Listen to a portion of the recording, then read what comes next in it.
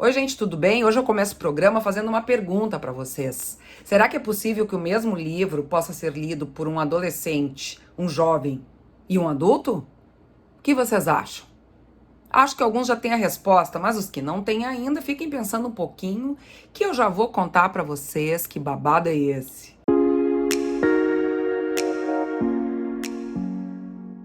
Fala pessoal, meu nome é Cláudia e este é o meu canal, o Casa de Leitura, um canal voltado para os livros, literatura e outros babados literários. E o babado literário de hoje é um livro que eu terminei de ler há pouquíssimo tempo, eu diria assim, ó, há um dia. Né? Eu finalizei a leitura, eu li muito rapidamente, de tanto que eu gostei. E ele é um livro que tem algumas peculiaridades, assim, sobre o tema, sobre o projeto gráfico, e que nos permite uma reflexão muito importante acerca das classificações etárias dos livros. Quer dizer, muitas vezes a gente tem aquela coisa assim, né, que as editoras ou as livrarias, né, fazem uma seleção dos livros e dizem assim: ah, este livro é para criança, este livro é para adulto, ah, estes aqui são para adolescentes, né? Como é que funcionam essas classificações? Então, no mais das vezes, são classificações até certo ponto arbitrárias. As pessoas avaliam pelo tema, pela linguagem, né? E vão catalogando para fins mesmo de venda, né? Para atender a demandas de livrarias, enfim, aí a discussão vai longe. Mas este livro aqui, ele nos permite rever essas classificações de certa forma. Eu estou falando do livro Irmão Lobo, que foi escrito por Carla Maia de Almeida, uma portuguesa, e ilustrado por Antônio Jorge Gonçalves, e é uma publicação da editora Rovel. E foi um livro indicado para o catálogo de Munique com o selo The White Raven, 2014. Então, assim, ó, super recomendado, né? Um livro que mereceu essa indicação, pelo menos do meu ponto de vista, né? E claro que o leitor, cada leitor que julgue, né? Se achou interessante ou não. Mas vamos falar um pouquinho sobre o livro e o que isso tem a ver, então, com essa questão das faixas etárias, né? Que eu estava discutindo aqui. Este livro, Irmão Lobo, ele trata basicamente da desagregação de uma família que vai se desagregando e que vai sofrendo uma falência, né? Tanto do ponto de vista econômico quanto do ponto de vista moral. Tá? Então, o que acontece? Nós temos aqui uma narradora que intercala, alterna momentos de narração. Então, às vezes ela tem 8 anos de idade, e às vezes ela tem 15 anos. E o que eu achei mais interessante nesse processo, né, dos focos narrativos, é que o projeto gráfico do livro, ele se integra muito bem a esses momentos. Vejam que na capa nós temos o predomínio do azul, temos o branco no título e alguns pontos da cor preta. Então, isso já, de certa forma, essas cores agrupadas, assim, elas trazem já um certo clima de tensão, de peso, de estresse, não são aquelas cores alegres, são cores mais fechadas, né? E ao longo do livro nós vamos vendo que essas cores vão se replicando nas ilustrações. Então a gente tem aqui, por exemplo, um panorama da primeira casa onde a família mora, então a gente vê que tem uma estrutura legal, eles têm uma situação econômica boa, só que à medida que a história vai avançando, né, o pai fica desempregado, a mãe tem que trabalhar em 3 empregos, e há 3 filhos aí nessa jogada, que é a narradora, chamada Bolota, a irmã dela, chamada Miss Kitty, o irmão mais velho, chamado Fóssil, o cachorro Malik, e o pai, que às vezes a narradora chama de Alce Negro e em outras de Homem de Gelo. Então vocês vejam que existe toda uma alegoria nesses nomes, né, que apontam para uma certa organização tribal, né? O Malik, o cão, que está associado ao lobo do título, o pai que é o Alce Negro, o irmão que é o Fóssil, né? Então existe toda uma alegoria aí de uma organização tipo tribo, tanto que em algum momento a narradora vai chamar, né, o grupo de clã, de tribo, e o que mantém essa tribo de certa forma articulada, e a própria narradora diz isso no livro, é o cão, o Malik. Só que em dado momento, o Malik vai ser afastado da família, Eu não vou contar por quem, vocês vão ter que descobrir ou o que que acontece. E justamente no momento que o cão é afastado da família, a desagregação desses sujeitos atinge o seu ápice.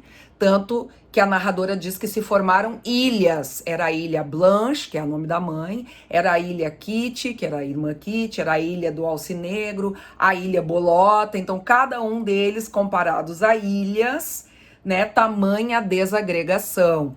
E essa família, então, economicamente, ela vai cada vez mais perdendo poder, sai de uma casa, né, boa, com uma certa estrutura, e vai indo para habitações cada vez menores, até chegar num apartamento que é bem apertado, né? E aí, em dado momento, o pai se separa, né? E ele inventa histórias para a menina, assim, para de certa forma compensá-la. A Bolota, que é a narradora, então, ela vai passeando entre esses núcleos todos humanos da sua família, nos contando esses fatos, então, de duas perspectivas. Uma quando ela é criança, aos 8 anos, como eu já falei, e uma quando ela é mais velha, quando ela tem 15. E aí as cores desses momentos de narração também se alternam. Então, quando a gente tem o azulzinho claro, aqui acho que vocês veem, eu marquei com post-it aqui, nós temos a narração da Bolota mais velha.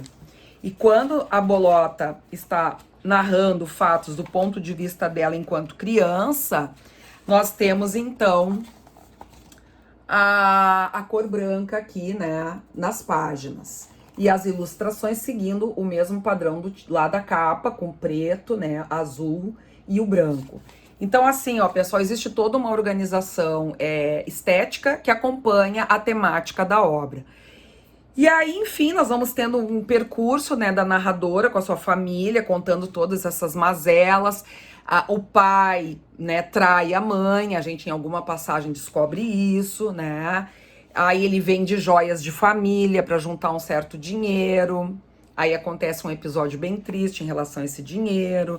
Então a gente vai vendo assim o que são questões humanas que dizem muito respeito ao mundo adulto, mas que de certa forma também dizem respeito ao universo infantil e mesmo adolescente, porque essa menina que narra, ela conta pra gente como ela, enquanto criança, ia lidando, né, com esses movimentos desagregadores dentro do lar onde ela morava, né? Eu vou ler para vocês algumas passagens, pessoal, para vocês observarem como é bem escrito, como ele é tocante, como ele é pungente, né? Em algum momento alguém disse para ela que ela tinha nascido fora de tempo. Então ela diz o seguinte: durante algum tempo julguei que estava apaixonada pelo Calquitos. Calquitos era um amigo deles. Mas isso era impossível, porque naquela altura eu só tinha 8 anos e ele era da idade do Fóssil, o meu irmão muito mais velho. Quase podia ser meu pai, então não havia nisso alguma coisa que não se encaixava. Várias coisas. A primeira coisa, segundo a Blanche, era eu ter nascido fora de tempo, entre aspas.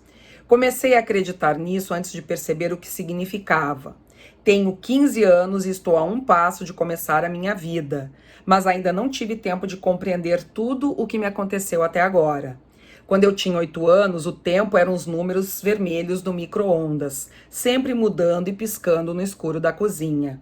O tempo era a Blanche correndo de um lado para outro, de manhã cedo, me calçando sapatos e me vestindo casaco, enquanto olhava para o celular e dizia: estamos atrasadas, estamos atrasadas.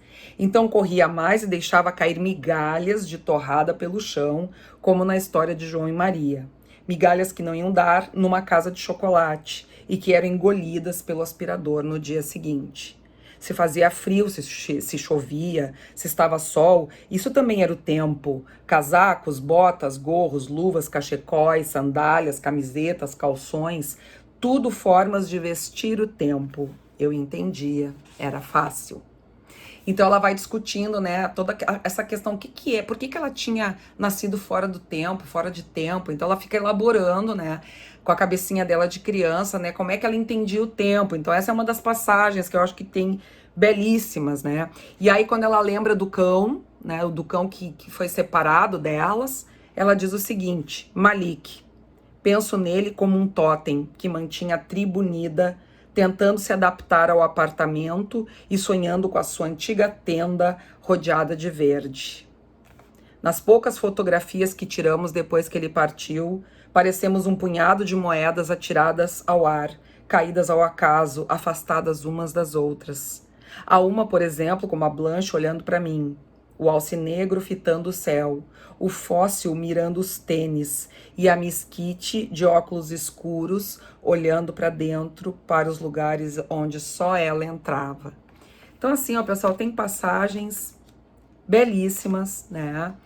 E é um livro que tranquilamente pode ser lido por um adulto, como eu li, quanto por um adolescente, um jovem. Esse tipo de literatura, pessoal, é chamada de literatura crossover.